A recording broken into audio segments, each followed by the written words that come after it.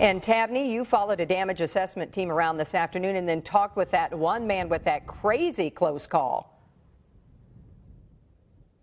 Yeah, Rachel, but you know, we've spent so much time talking about the winds. Rachel, we cannot forget about this flooding. I have to get out of the way. Take a look at this. We're on Jack Morgan Road in Austin, Indiana. Believe it or not, the road still goes north, but not today. We have watched the waters rise. We've been here about 4 or 5 hours. But Rachel, like you mentioned, I did meet up with Scott County EMA officials, and they tell me the National Weather Service is on its way up here to take a look at some more damage. But Raymond Bowling lives about 5 miles away from where we are right now, and he received a morning wake-up call he will never forget. What a morning. So I literally stood up and looked at my cell phone, because that's what I use as my alarm clock, and seen I had 6 minutes remaining. So I said, I'm going to lay back down. Raymond Bowling lives in Austin, Indiana, and this was one time taking the lazy route probably helped.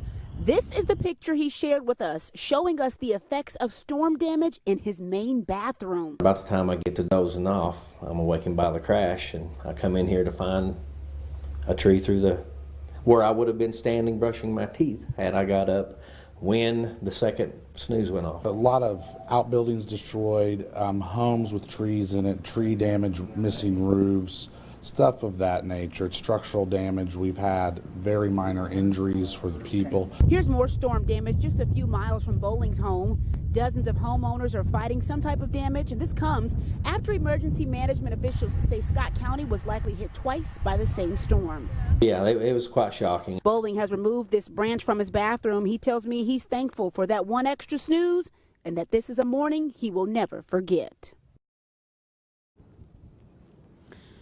Remember this number, 812-752-0564. That is the number to call in Scott County if you have damage or flooding, in our case, to report. So that number is going to allow dispatch to remain free to handle more of those immediate 911 emergencies. Coming up tonight at 6, I'm going to introduce you to a homeowner who says he took his family down into the basement minutes before his 2-car garage was ripped to pieces. I can see debris all over the fields where I am right now, so you have to stay tuned and see me at 6 o'clock. Rachel, thankfully, no injuries to report here in Scott County. I'll go ahead and send it back to you. You're looking at body camera footage from inside the Shawnee neighborhood home where detectives say 8-year-old Andre O'Neill Jr. was shot. We're told his relatives live here.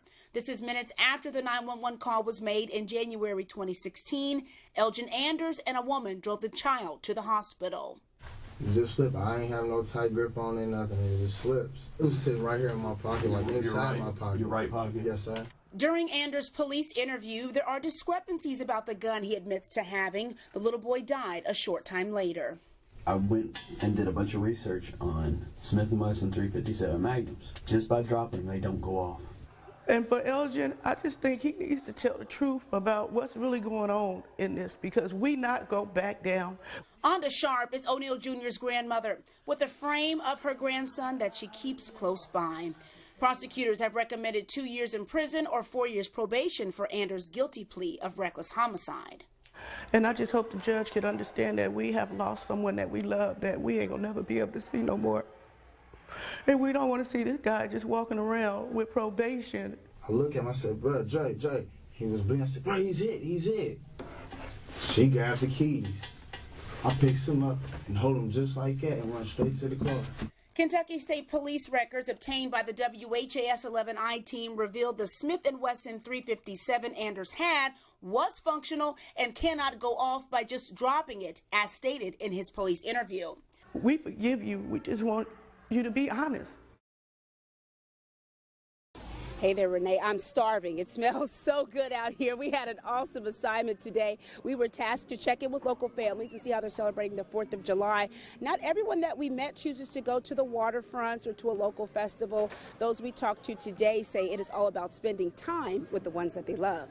Chief Conrad tells us Banks and Gattagard are back to normal duties now, while the department's professional standards unit conducts an administrative investigation. Well, it has been 5 weeks since little DQ was shot inside his home, Doug, and you mentioned those signs being removed. Well, that story touched the heart of a local car wash manager on Dixie Highway. So he reached out to us to meet with DQ's parents to discuss a more permanent solution.